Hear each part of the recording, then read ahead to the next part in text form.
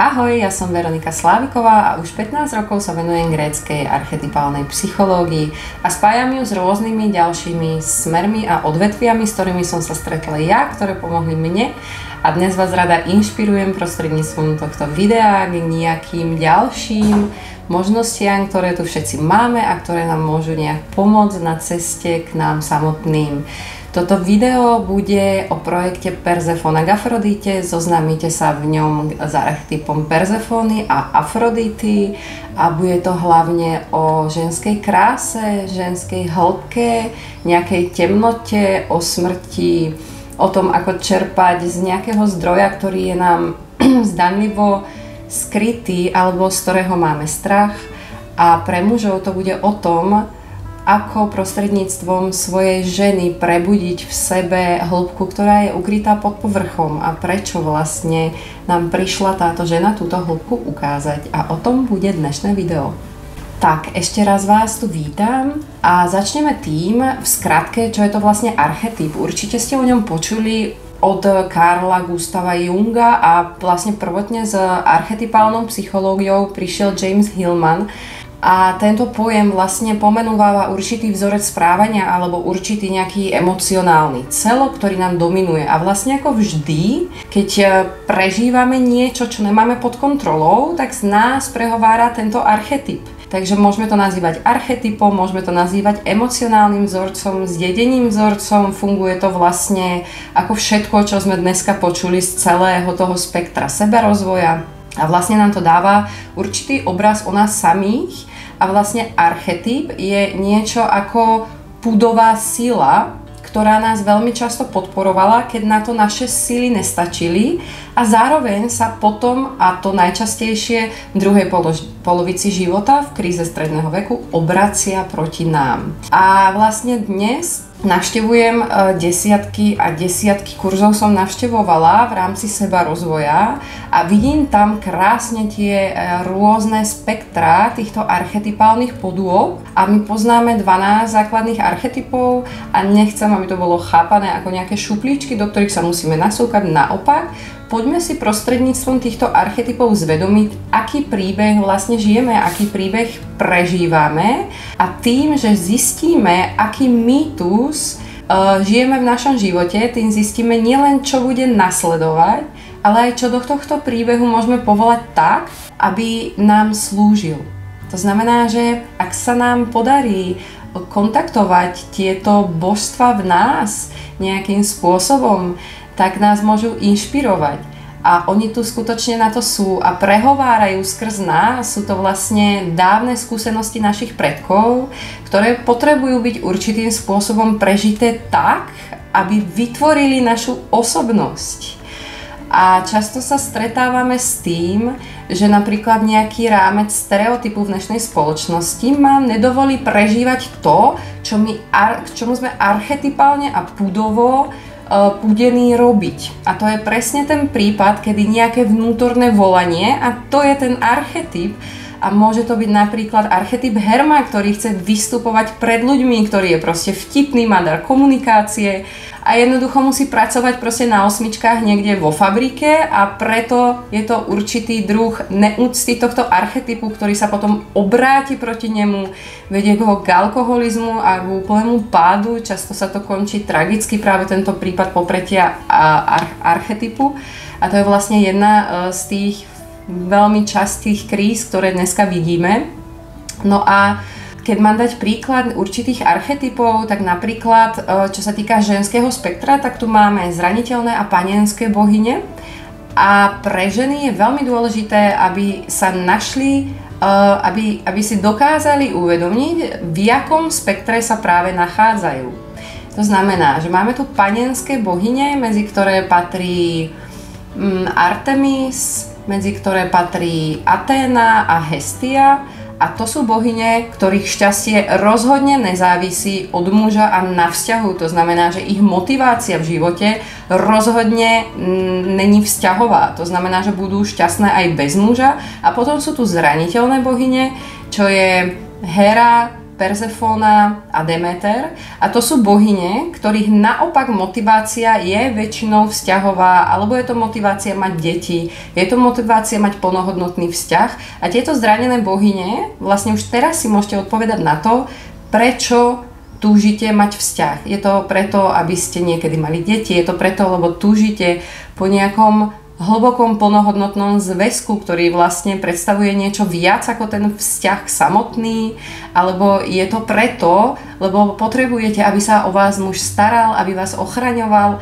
alebo potrebujete, aby vás muž obdivoval, aby vám dával pocit, že ste krásna, vy sa v tom vyžívate a naopak ho tak občas trošku niekedy podvediete a to je Afrodita, čo je samostatná kapitola transformačných bohyň. Afrodita, bohyňa ako taká, je to vlastne bohyňa stavu, je to zamilovanosť sama a predstavuje neodvekú múzu všetkých umelcov, dodneska nepochopenú mužom, pretože nikomu sa nepodarilo vysvetliť, akým spôsobom inšpiruje tento archetyp muža tak, že sa dokáže dotknúť svojich najväčších hĺbok. A z minulosti to poznáme, všetky tie gejši a kurtizány. Žiadny veľký vládca sa nikdy nestal veľkým bez takejto inšpirácie skrz nejakú ženu. A teraz sa už pomaly dostávame k archetypu Perzefóny. Patrí do skupiny zranených bohýň. A archetyp Perzefóny je vlastne niečo, čo dominovalo celý život mne. A chcem o tom hovoriť pretože jej prežívanie je tak špecifické, že je vlastne hrozne ťažko uchopiteľné. Ja dneska vidím desiatky a desiatky žien na kurzoch, kam chodím už niekoľko rokov asistovať, ako sú v tom nejakom sebarozvoji a snažia sa tam nájsť seba proste, ako snažia sa zistiť, kto som, čo chcem, kde sú moje hranice a tie najčastejšie otázky sú, som toto ja, alebo toto ešte nejsom ja. Pozerá sa teraz na mňa niekto, robím to správne, nerobím to správne a teraz proste už sa to prelomilo, už je toto ono, alebo kedy to príde, stále čakajú na niečo, čo sa stane a zmení ich život. Stále čakajú na nejakého princa, ktorý sa objaví a urobí ich šťastnými. A skutočne je to niečo, čo není len potreba pomenovať a tým sa to rozplyne, je potreba to nechať k sebe pustiť takým spôsobom, aby nás to premenilo, lenže to je strašne ťažké, pretože spôsob, ako Perzefóna vlastne so sebou v tom ideálnom spôsobe pracuje, je, že to není skrz nejakú činnosť, vlastne to ako není skrz nejaké konanie a vlastne tú ako slnečnú mužskú energiu alebo mužský spôsob, je to skôr skrz rozjímanie, pretože tá jej múdrosť není múdrosť rozumu, je to múdrosť duše. A k tej sa dostáva veľmi často, pretože my sme veľmi, najčastejšie sme v hlave, alebo potom ešte dokážeme byť v tom sexuálnom centre, dokážeme byť v tej prvej čakre, ale ten stred je nám a často hlavne archetypu Perzefóny nepoznaný. Je to vlastne bohyňa, ktorá sa v jej archetypálnom príbehu stretne so smrťou. A každá Perzefóna sa musí stretnúť určitým spôsobom so smrťou a jej úlohou je ju integrovať. A môže to byť vzťahová smrť, môže to byť fyzická smrť, môže to byť smrť projektu, môže to byť akýkoľvek druh smrti.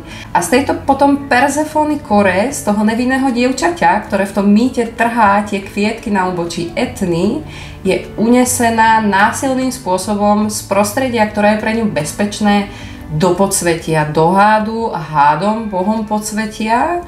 A vlastne to je ten spôsob, ako sa cíti celý život Perzefóna. Cíti sa celý život, že na tomto svete tak trošku není doma. Že vlastne ako nevie, čo je pre ňu to správne. Že vlastne tak trošku čaká. Že vlastne tak trošku dúfa.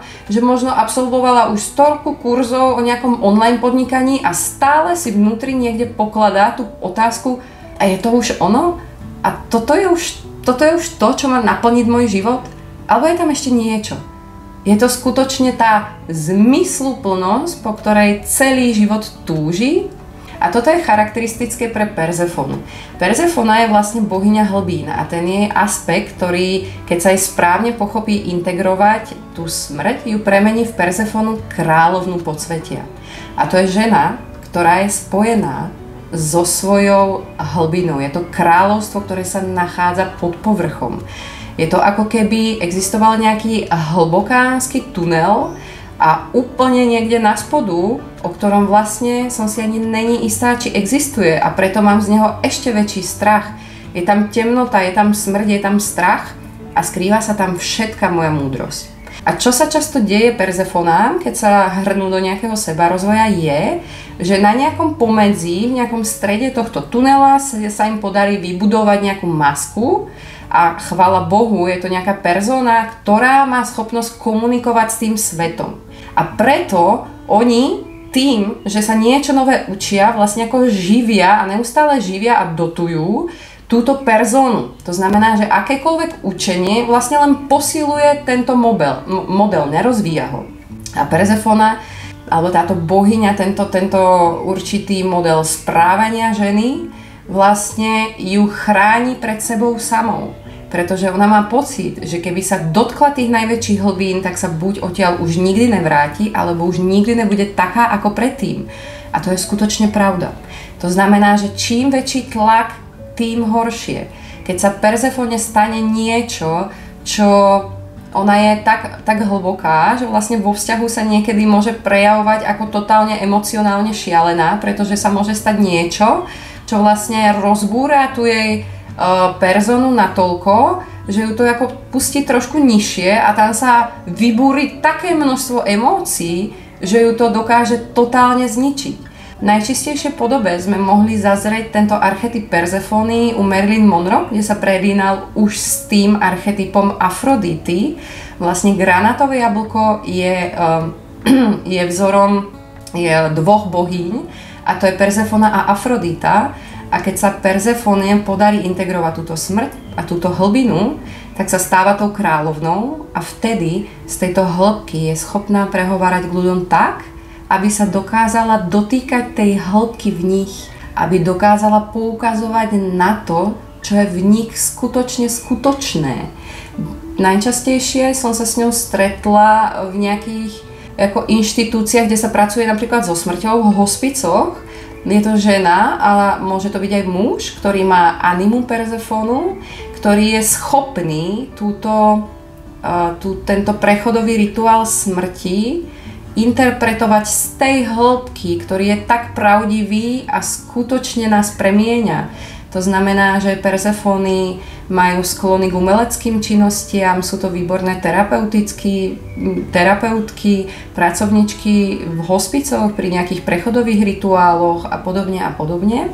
Napríklad, čo sa týka komunikácie, a to opíšem moju skúsenosť, pretože ja som vlastne chodila celý život na nejaké kurzy, takže som si ako zveľaďovala tú racionálnu myseľ, dnes som za to samozrejme vďačná, ale do určitej miery to bolo skôr prekliatím, než by mi to pomáhalo, pretože ja som nedokázala hovoriť nahlas. Čo sa mne dialo, aj keď som sa rozprávala s niekým v akomkoľvek rozhovore, tak sa mi vlastne ako dialo, že mne prichádzali intuitívne tie veci, jak proste tá Perzefona žije v tom vnútornom svete, tak ten je obrovsky bohatý a ten svet vonku, ten je oddelený nejakou hrubou čiarou a ona vôbec nedokáže vynášať tie veci z tej hĺbky na ten svet tu. To znamená, že ona tú múdrosť, tú intuíciu a to, čo cíti a to, čo jej prichádza, nedokáže komunikovať von. Ona to nedokáže vysloviť. A keď to vysloví, niekedy, trošku skúsi, tak prvé, čo príde z jej vnútra je, to bola úplná hovadina. To bola blbosť, teraz kto to počul, čo si o tom kto myslí, absolútne proste znova ju to vráti do tej persony, nasadí si ten proste klasický úsmev a radšej bude ticho. To znamená, že to fungovanie tejto bohyne Perzefony je také, že tá jej persona je proste tak silná a všetko to učenie ju tak obrovsky posiluje, že je to kontraproduktívne. Takže ja vlastne, keď som chcela proste k niekomu hovoriť, ja som sa snažila proste hovoriť z úrovne, z ktorej som sa naučila. Všetky tie veci, ktoré som počula, naučila sa, ktoré mám v hlave, som to spisovala proste, dajme tomu na nejaké lístočky a tak. A keď už malo prísť isté k istému, tak som proste bola ticho a samozrejme čo sa deje? Tá žena je neustále viac a viac na dne, viac a viac koncoch, ide na ďalšie a ďalšie kurzy a deje sa do kolečka stále to isté. Tá základná otázka je, kto teda som. Tá základná potreba je, aby ma tu na tomto svete milovali. Ale ako to urobím? A keď si pokladám stále túto otázku, tak vlastne tá archetypálna z toho kolektívneho nevedomia, tá archetypálna skúsenosť mojich predkov, to, že mne dominuje nejaký archetyp, tam je ich samozrejme viac, ale to, že mne dominuje tá Perzefóna, tak vlastne ku mne neustále prichádza príležitosť na to uvidieť, kto som. A prichádza presne v tej podobe, v akej vlastne vôbec nechcem, pretože prichádza v tej podobe, že bude neustále znova a znova posilovať tú moju masku, s ktorou ja komunikujem s tým svetom, aby som neustále do kolečka zisťovala a pokladala si znova a znova tú otázku, je toto teda pre mňa teraz skutočne to správne? No. A toto je nejaké základné fungovanie Perzefóny, ktorej ako múdrosť skutočne vychádza z tej duše. A keď sa jej teda podarí integrovať tieto svety v skratke, tak granátové jablko, ako som už povedala, je symbolom dvoch bohyň. Je symbolom Perzefóny a Afrodity. O Afrodite ste určite mnohí z vás počuli a tá prichádza, keď je schopná už žena cítiť svoje telo. To znamená, že keď sa spojila s touto hlbinou a naučila sa, dajme tomu, cítiť svoj krk, veľmi veľa Perzefón má problémy so štítnou žľazou. A ešte dodám, že je to vlastne, každý si ju do určitej miery prežije v tom živote, pretože je to obdobie pred menštruáciou. Je to žena, ktorá ešte nemenštruuje. Často som sa stretla, keďže som robievala prechodové rituály, menarché, často som sa stretla s modelom, že žena, tak ako prešla svojou prvou menštruáciou, to svojou prvou najväčšou zmenou, tak prechádza všetkými ďalšími zmenami v tom živote. Ak tam vznikla nejaká väčšia trauma alebo v tom období pred, tak je ten archetyp Perzefóny dominantný a môže ho aktivovať napríklad aj otec, ktorý je neprítomný, ktorý tam vôbec nebol, ktorý bol alebo bol nejakým spôsobom agresívny a podobne. To je tiež situácia, ktorá dokáže aktivovať tento archetyp. No a boli sme teda pri Afrodite. Afrodita je skôr bohyňa vztavu, zamilovanosti, není to ani bohyňa krásy, je to krása a láska sama, je to večná inšpirácia umelcov, je to múza, je to proste ten moment, kedy nepotrebujeme jesť ani piť, ale máme tak obrovskú energiu niečo tvoriť. Je to vlastne tento stav, môže byť premenený do tvorivej činnosti, ktorá sa tiež bez nej nezaobíde. A keď sa podarí prebudiť táto bohyňa v žene a musí tam byť pre ňu určitá predispozícia a Perzefóna ju tam má, tak je to vlastne krása, ktorá vychádza z duše. Tým, jak Perzefóna predstavuje určitú večnú mladosť v žene, je vlastne jedno, ako tá žena je stará. Všetci poznáme Audrey Hepburn, ktorá vlastne dodneska je takým nejakým idolom takej tej ženskej mäkkosti a krásy, takej tej dievčenskej krásy, a to je presne tá Perzefóna. A keď sa tam objaví tá Afrodita, a to je napríklad Marilyn Monroe, u nás to bola Iveta Bartošová, je to napríklad bez tej Perzefóny, v takej sebavedomej podobe, je to napríklad Monica Bellucci a podobne, a je to archetyp, ktorý nás ženy hrozne zaujíma. A s čím som sa ja stretávala, alebo čo som aj videla u tých žien, ktorým dominuje archetyp Perzefóny, je, že väčšinou obdivujú obrovským spôsobom nejakú ženu. To znamená, že na nejako vidia všetky tie vlastnosti, vidia aj krásu, vidia to, jak inšpiruje, vidia to, aká je úspešná, vidia to, jak rozpráva, vidia to, aká je múdra, ale nie sú schopné to vidieť u seba. A vlastne sa ako boja prísť k tejto žene, pretože my sme v dnešnej spoločnosti naučení, že tak trošku sa na ňu pozriem, ale snad k nej ako nepojdem, pretože je to proste trapné, je to divné, nebudem po nej opakovať, ale ja mám opačnú skúsenosť. Pretože to, čo vidím u tej ženy, to, aké prežívanie skrz napríklad telo vidím u nej, a to mi príde tak úžasné. Príde mi to tak úžasné pretože to zrkadlí niečo, čo si nedovolujem ja.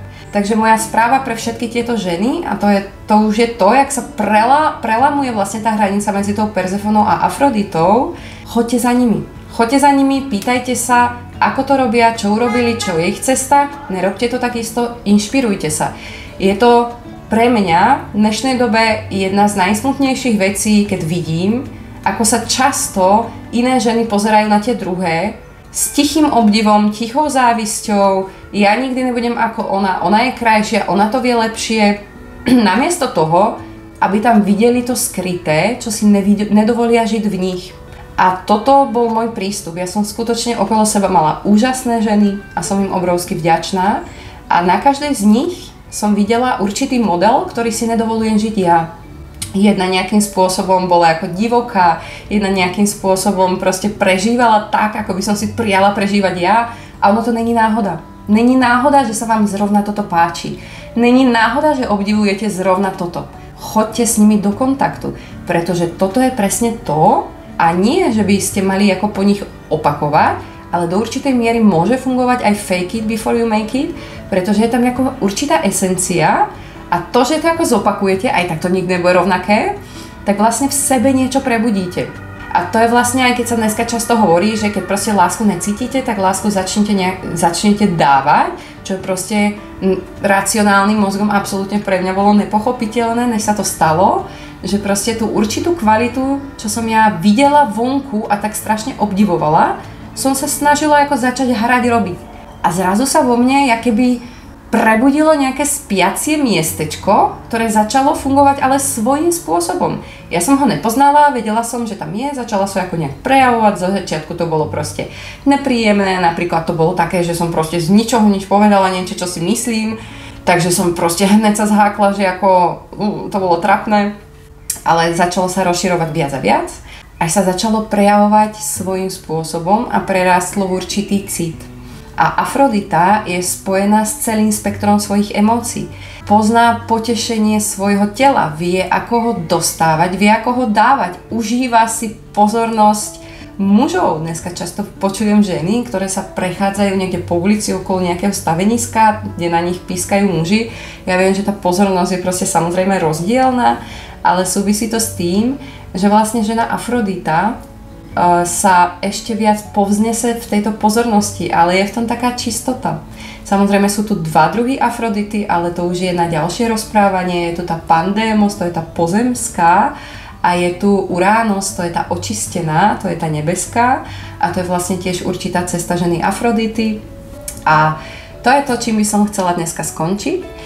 Toto video sa týka taktiež projektu od Persefony k Afrodite. Vlastne o to, ako prebudiť toto bohatstvo pod povrchom, túto múdrosť duše a ako prebudiť v sebe archetyp Afrodity tak, aby na nás svietil takým tým mäkkým a príjemným svetlom a dokázal do toho sveta vysvecovať presne to, a to už je úplne jedno akým spôsobom, tak, aby my sme s tým boli spokojné, aby sme dokázali byť v pohode, aby sme sa z toho proste neposrali proste, keď napríklad máme hovoriť k ľuďom, keď napríklad máme byť dobré. Mne sa často dialo, keď som už ako získala nejaký ako pochvalu alebo úspech, tak som sa z toho totálne rozsypala, pretože to ako vôbec nebolo v mojom systéme. Vôbec tá Persefona, ak tam ešte stále bola v tej dievčenskej podobe, tak to vlastne niečo, po čom som ja niekde túžila, tak som ale vôbec nebola schopná uniesť. To znamená, že sa to ani nemohlo diať. A ešte, aby som nehovorila teda len o ženách, poviem aj niečo o mužoch. Najčastejšou animou muža je Persefona alebo Afrodita. A je to vlastne, keď je to Persefona, je to vlastne taká poddajná princeznička, ktorá z toho muža vlastne vyťahne tie najlepšie vlastnosti toho rytiera, ktorý sa chce o ňu postarať. A vlastne Persefona odhaluje aj v tom mužovi jeho kvality ukryté pod povrchom, ku ktorým on bez tejto ženy, bez tejto kvality a bez jej archetypu nemá prístup. Často dneska vidím vzťahy, kde vlastne ten muž túto poddajnú ženu tlačí do niečoho, na čo ona ešte buď ako není pripravená, alebo presne ako není to v rámci toho jej prežívania. Naopak, namiesto toho, aby uvidel, prečo si on takúto ženu našiel, aby v ňom prebudila silu, o ktorej často on sám ešte ani nevie. Alebo je to už archetyp Afrodity a to je vlastne večná inšpirácia v mužovi. Tam ako na tej archetypálnej rovine, keď sa budeme baviť niekedy v ďalšom videu, tak je to trošku vtipné, pretože tá Afrodita vlastne toho muža celkom drastickým spôsobom vyškolí a bude zraňovať znova a znova svojimi neverami a potom sa ako on vráti nejakým spôsobom domov k tej vernej Hestii, do toho domova, o ktorý sa stará práve Hestia, to je bohyňa domáceho krbu, toho pokoja. To už je vlastne ale na ďalšie rozprávanie a na iný príbeh.